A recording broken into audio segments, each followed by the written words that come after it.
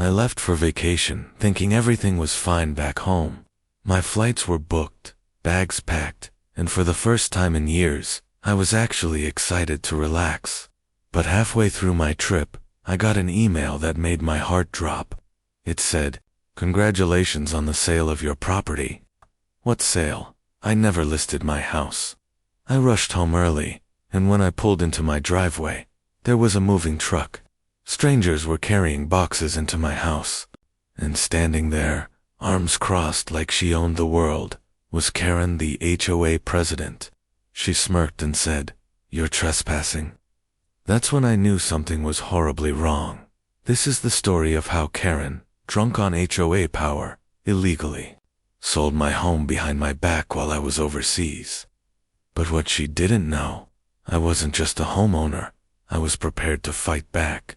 So grab your popcorn, because this one's a wild ride. And hey, if you like insane real-life stories like this, hit that subscribe button, because tomorrow, we've got a special story you won't want to miss. Let's get into it. I hadn't taken a real vacation in over 5 years. Life had been a blur of work, deadlines, and a constant barrage of HOA notices about the most ridiculous things, like the unapproved shade of beige on my mailbox. So when I finally booked a 2-week trip to Greece, I made sure everything back home was in order.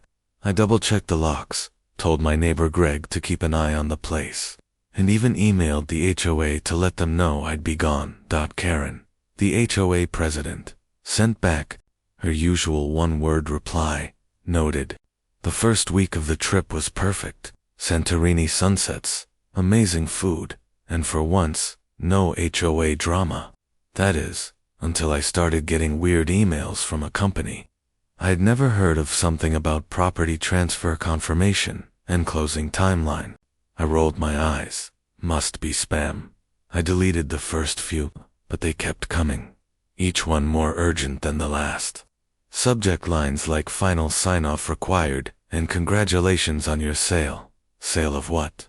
Out of curiosity or maybe a little paranoia, I clicked one. It had my full name, my full address, even the correct parcel number of my home. My stomach dropped. I called Greg immediately. He sounded confused. "Dude, there's a moving truck here." "What?" "Yeah, like, people are walking in and out of your house. Are you selling it?" "No, I'm not." I don't even remember how I ended the call. All I know is I was on the next available flight home, heart pounding the entire way. I kept checking those emails again and again, hoping it was some scam, a mix-up, anything but what it looked like. But the pit in my gut told me otherwise. By the time the wheels touched down, I wasn't thinking about beaches or wine anymore. I was thinking about why the locks might be changed on a house I never put up for sale. The cab pulled into my neighborhood just past noon. My heart was pounding harder with every house we passed. But nothing prepared me for what I saw when we turned onto my street. There it was, my house. Except it didn't look like mine anymore.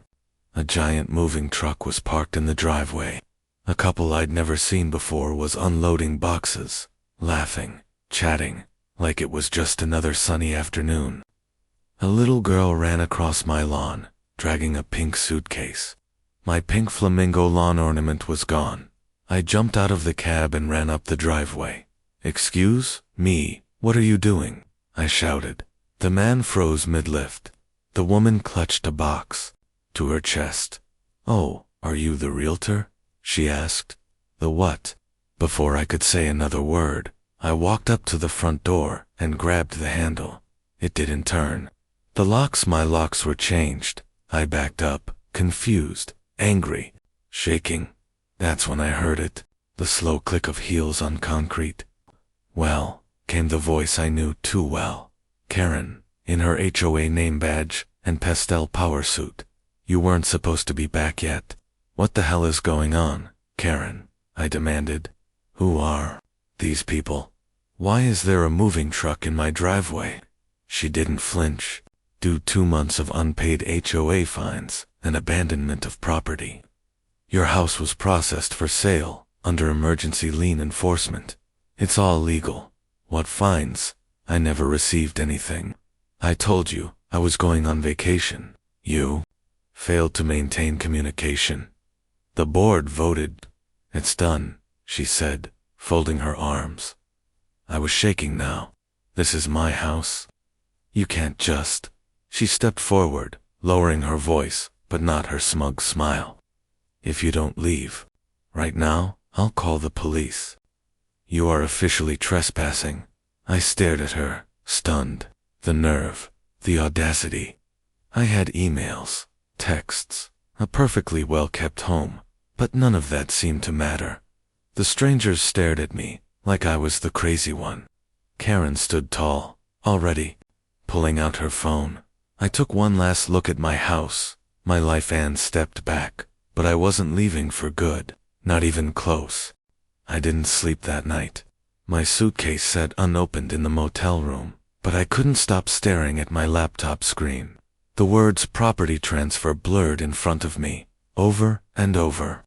I needed answers, I needed proof, and I needed help, so I called the two people I trusted most, my cousin Zaid, who could hack into a toaster if it had Wi-Fi, and Natalie, an old college friend turned real estate attorney. Zaid was at my door the next morning with his laptop already booting up. Let's find out what Karen's hiding. Natalie joined over video chat, eyebrows raised the whole time. Wait, your house was sold without your signature. That's not just shady, that's criminal. We got to work. Zaid started digging through public HOA records, while Natalie searched property filings. The deeper we went, the uglier it got. Karen had filed official notices to an old email I hadn't used in years. Fines for ridiculous infractions. Lawn to dry, mailbox chipped, garage door noise complaint, hundreds of dollars in fees, none of which I'd ever seen. Natalie examined the lien documents and found something worse. The signature listed for me. A cheap scan pasted onto a PDF. No witness, no timestamp, no notary. It was a bad forgery. Karen hadn't followed protocol. She'd created it. Then came the final nail. The buyer of my house. Not some random family off Zillow. Her name was Sandra Whitmore, Karen's best friend. Facebook photos showed them sipping mimosas at brunch. Just 2 weeks ago. Congrats on the new place, girl. One caption read. I slammed my fist on the table. She sold my house to her friend. Natalie leaned forward. If we can prove this was orchestrated fraud, conflict of interest, improper notice, we can get an injunction. But we have to act fast. Once the sale finalizes at the county level, it's way harder to undo. Zaid didn't even look up. Give me a day. I'll get everything. I nodded, jaw clenched. Karen thought I was just some clueless homeowner who'd back down. She had no idea what was coming. Zaid worked like a man possessed. By the next evening, he handed me a flash drive full of gold emails, document edits, login logs from the HOA portal. All of it linked directly to Karen. She'd signed in under multiple usernames, backdated, fake violations, and approved her friend's purchase herself. Sloppy, arrogant, and illegal. But paper alone wouldn't be enough. I needed faces, reactions. So, I went back to my house with a tiny lapel cam under my hoodie. The new owners were outside again, watering my lawn. Hey, I said, keeping my voice calm. Did you know the house you bought was illegally sold? The woman blinked. Karen said everything was cleared. I showed her the paperwork, the forged signature, the lien filed without cause. Her face fell. Her husband muttered, "We're calling our agent." That was all I needed. Proof they didn't know. Proof they weren't part of the scheme. My case just got stronger. Natalie filed the emergency injunction first thing the next morning. But I had one last card to play. The monthly HOA meeting was that night. I showed up early, flash drive in my pocket, nerves in my throat. The room was packed. Neighbors, board members, even a few curious reporters I tipped off. Karen waltzed in like she always did, chin high, clipboard in hand, fake pearls glinting. I waited until roll call ended, then stood. "I have a statement," I said, and then I played the video. Gasps, whispers. Karen's face turned from pale to crimson as the footage rolled, her approving violations under fake names, her friend texting, "House looks great. Can't wait to move in," and then my quiet confrontation with the buyers. She stood up, sputtering. This is all taken out of context. Natalie entered the room like a lawyer in a courtroom drama, holding up the injunction papers. "Karen, this is your official notice. You're under investigation for fraud, abuse of authority, and unlawful transfer of property." Karen lunged for the camera. "This is my neighborhood." That clip alone got over 2 million views by the next morning. But in that moment, as security walked her out, she wasn't the queen of the cul-de-sac anymore. She was just another liar, caught. I stood on my own front porch again, keys in hand, heart pounding. The locks had been changed, again, but this time by my locksmith. The house was quiet, the for sale sign gone, the moving truck long disappeared. It was finally mine again. Publicly, legally, permanently. The court ruled in my favor, just 2 weeks after the injunction. Karen's forged documents, fake fines, and shady sale had unraveled faster than she could squeal. Procedural misunderstanding. Sandra, the so-called buyer, backed out without a fight, turns out. She didn't want to be part of a lawsuit. Can't blame her. What I didn't expect was what came next.